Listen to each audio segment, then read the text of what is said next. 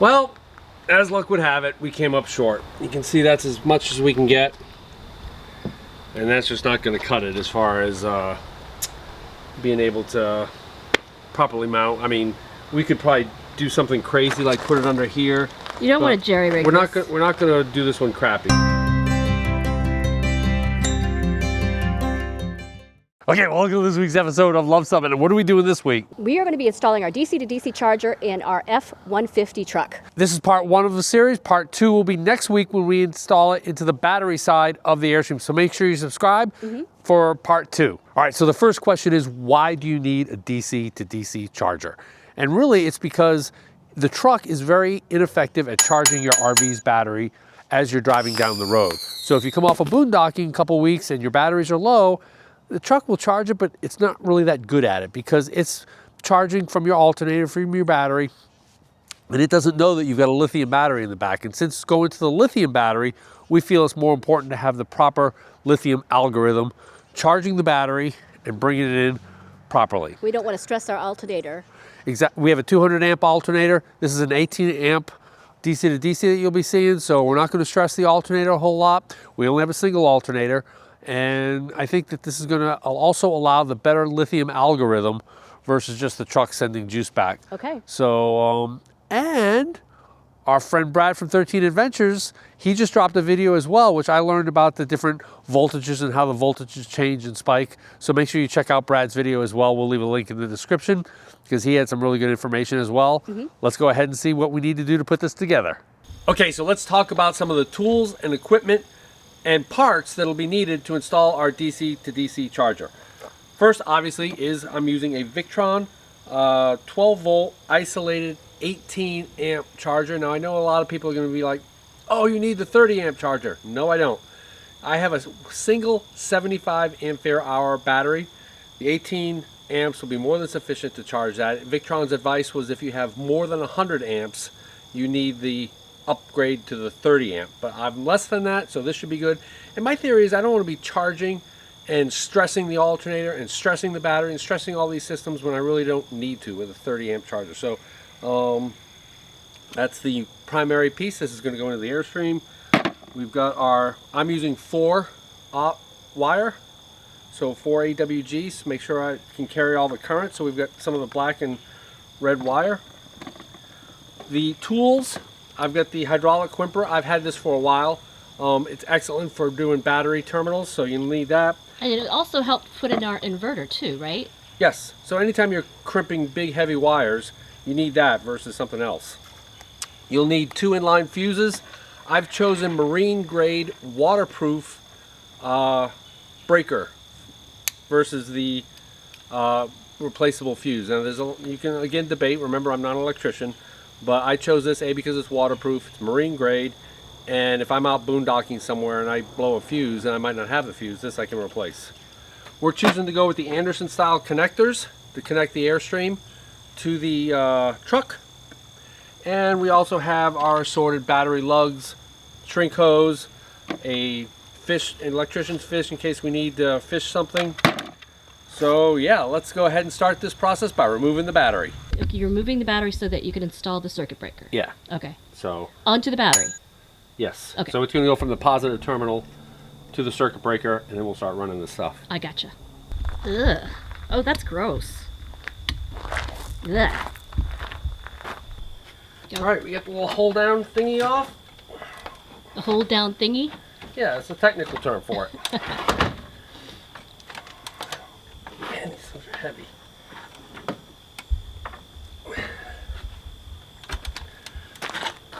This is not AGM, but it's still heavy. And before we proceed any further, we're going to go ahead and clean this area up here of all the stuff. Okay. All right, now it's time to go ahead and put in that 60 amp breaker. A little pilot hole, I think, will make it easy.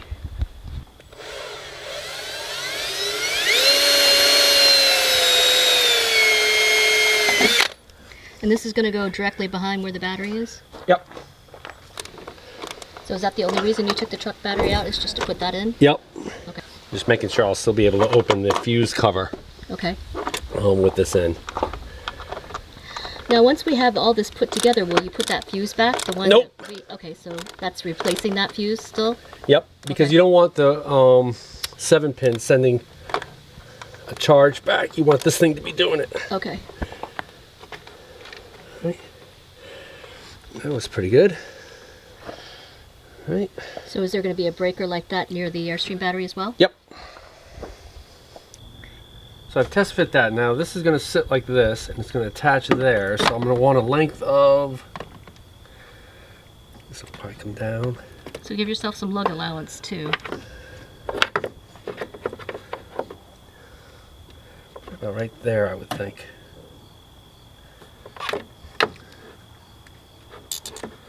So this is where your crimper is going to come into play, correct? Yep. You're going to trim that off and... And what's good is that way, if I do make a mistake, I've still got some length here to mess with. Okay. You want to do this before you put the battery in. All right, I'm not going to show you every one of the connections I'm going to make, but I'll show you a representative example. So we've marked where we want to cut this one. Go ahead and cut it.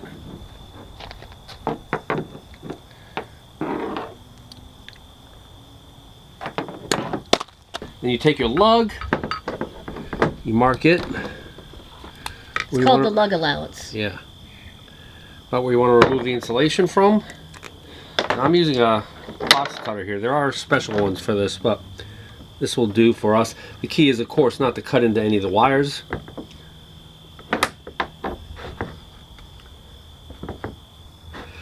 And I'll check that when I remove the insulation, make sure there are no wires in the insulation itself. Alright, I'm going to remove the insulation and I'm going to check. As you can see, coming out. Not a single fiber there, so we were good on that cut. Test fit our lug. That fit perfectly. Nice. So the next step, we're going to put our shrink hose over. You already done the other end. Yeah, I did the other end. We're going to get our... So we learned from our last job that putting the lug in there and tightening it up to almost tight before you put your wire in is the easiest way to do. Very much so.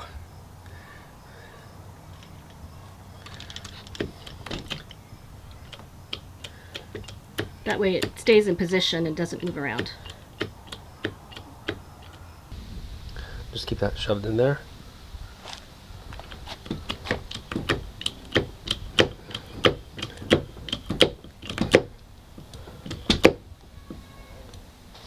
Okay. And then always do the pull test. Yep, did that work? Yep. And then so I'm going to use it for the shrink wrap. I use this little butane Dremel blowtorch thingy.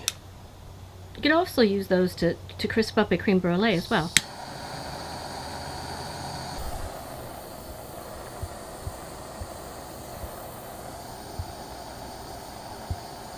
So you're just shrinking it around the edge of the... Yep.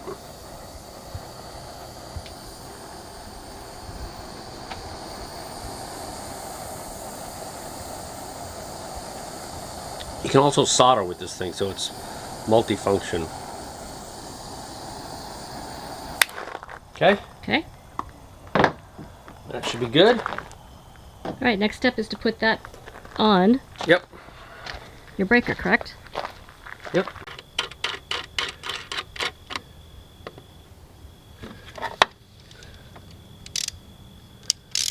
And once this is in, I think we're going to be putting the battery back, right? Yep. So far, not too bad, right? Pretty easy? So far. Of course, now that once the battery's out, it's a great time to do some battery maintenance, so we're just going to clean the terminals with my battery terminal cleaner.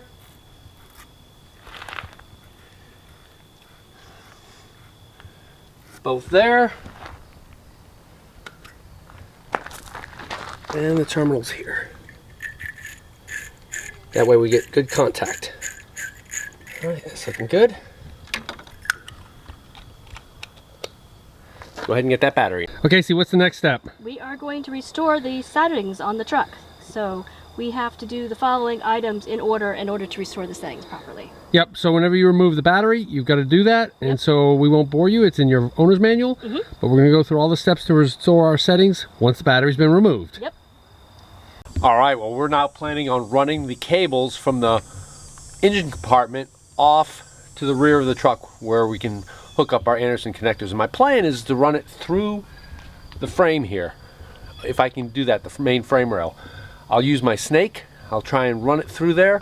The alternative option is to use these brackets right here, or kind of mounting holes, and run it on the outside of the frame rail. But I'd rather run it inside for protection. As I mentioned before, we're running it on the driver's side to avoid the hot exhaust that runs on the passenger side. So I want to keep all that wiring away from that. Let's go ahead and run in that snake, see if we can't get it all the way through. So the next step now is to connect our cables to our terminals, and the red to the fuse. And then I've got these ties, these convenient little hanger points here to hang that rubber on. Seems to work quite well because we're going to route it to the driver's side because I want to keep all of the cables away from the exhaust. So yeah, let's go ahead and wire these up and get it routed. Okay.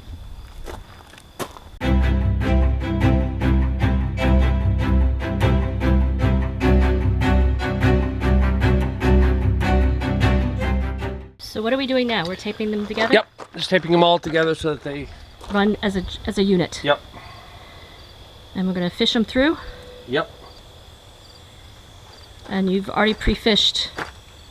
Yes. So hopefully things will go smoothly. So we taped at about 5" to 6" increments. You don't want any kind of bulging that can catch.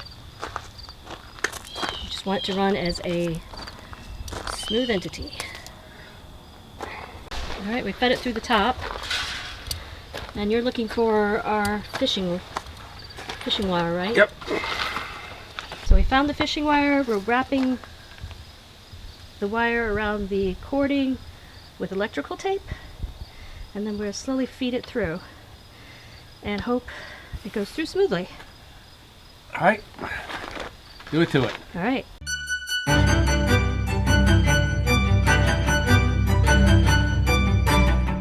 Well, there you have it. After 2 threading attempts, and at least one instance where Rich banged his head on the mirror over there, we finally got it fed through, and I think our line is a little short. So we went out and they didn't have red, but they labeled it red. Went out and got 30 feet this time instead of 25 feet. So okay. That should be good. Should be easy to pull these 2 through. And we'll just use the other segments for the airstream. Yeah, exactly. So such is life. Yep. All right, let's go ahead and redo this. Joyful. So we're removing the older wire. Yep, in the process of undoing everything we did this morning. Correct. And it'll be interesting because this is a similar gauge, but it's a little thinner and less flexible. So we'll see how it works out. Might be easier to snake through, but it might be a little bit more difficult to make a couple turns. So we'll see how it works out. So the new wire is fed through by attaching it to the old wire. Yep. That was easier than having to re-snake. It was. And so we're just reattaching the new wire where the old wire was. And we're just going to tie it down like the other stuff that we did. And we'll be back to status quo, hopefully. All right, see the apprentice electrician knot.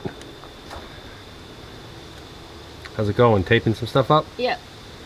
We'll trim those zip ties here. Yep. All right. Truck wiring part 2. That looks not too bad. Doesn't look too shabby. So I'm going to drill a hole here.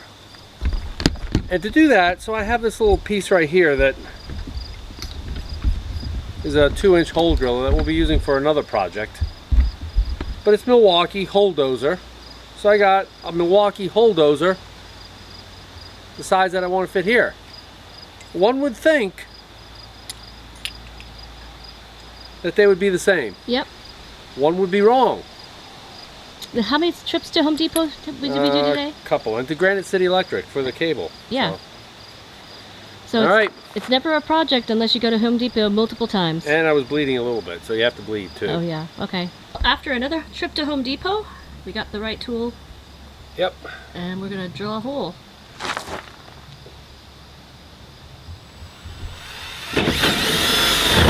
Yikes. That didn't take much, did it?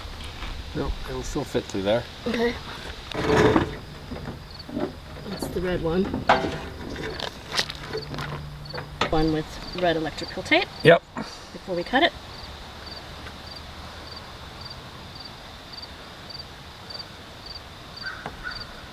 All right, that should be good. Scissors. Behind you. My faithful assistant.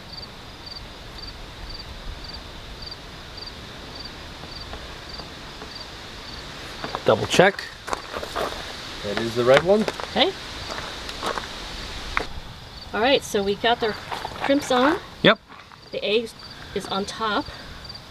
Yeah, that's the key, is you put the A on top, And negative, Yep. positive, and they should just click right in. Yeah, they should click right in. And then put this grommet, this water sealed grommet on it. Yep. So we didn't show that part because I was helping him put the crimps on, and it takes 2 crimps for each one.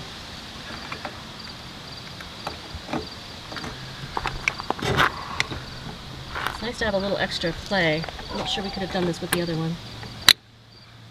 That guy's on. Cool.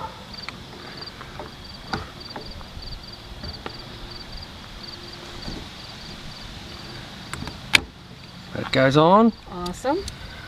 Grommet's on.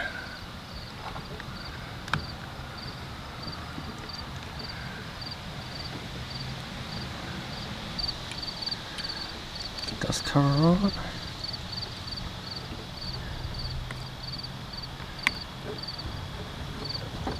That looks spectacular. Put that right there. Yep, perfect. That looks great. All right. Look at that, 5 o'clock exactly. Cindy said that she's off the clock at 5 o'clock. Yes, I'm union labor, so Yeah.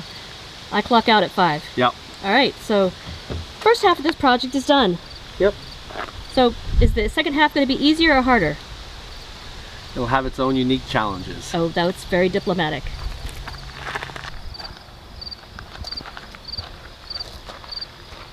So just one other thing to consider if you're wondering why I chose a 12 volt 60 amp breaker instead of a hardcore fuse is that, you know, we do spend sometimes, we're most timers, so we spend about 9 months on the road, but 3 to 5 months we spend here at home. And so when we're not towing for an extended duration, I can go ahead and trip the breaker and not have voltage running all the way back to the truck, 724. Okay. Don't know if that's a big deal, but for me, it makes sense. All right, it's a good thought. All right, it's day 2 of our installation. What are we doing today? Well, the first thing we're going to do is we're going to test to make sure we're getting voltage here. Okay. So that's working. So that's All right, what's that involve? turning the car on. Oh, okay. Quite exciting.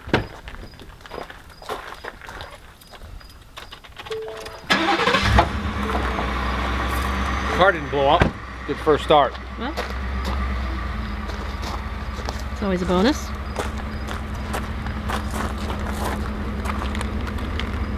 Using your handy dandy multimeter. 14.56. So we're good to go there. We've got power. That's good. And that's what the alternator is sending out. So that is a good sign. All right. Well, there you have it. The truck side of the DC-to-DC charger. What do you think? I thought it was actually a long day to get this done. It was. Yep. Especially having to rethread it twice. Yeah, we ended up short, but, Yeah, but- such is life. Yeah. So hey, make sure you stay tuned till next week when we do part 2, when we've already done it, so We've we know already it's done it. good. So it's Yep. in the Airstream now. And if you like this video, Give us a big thumbs up and if you think you've earned a subscription, click the subscribe. and comment below if you've installed a DC-to-DC charger and if you have any tips for anybody who's interested. Because we come out with RV and Airstream related videos just like this one every Tuesday. Thanks for watching.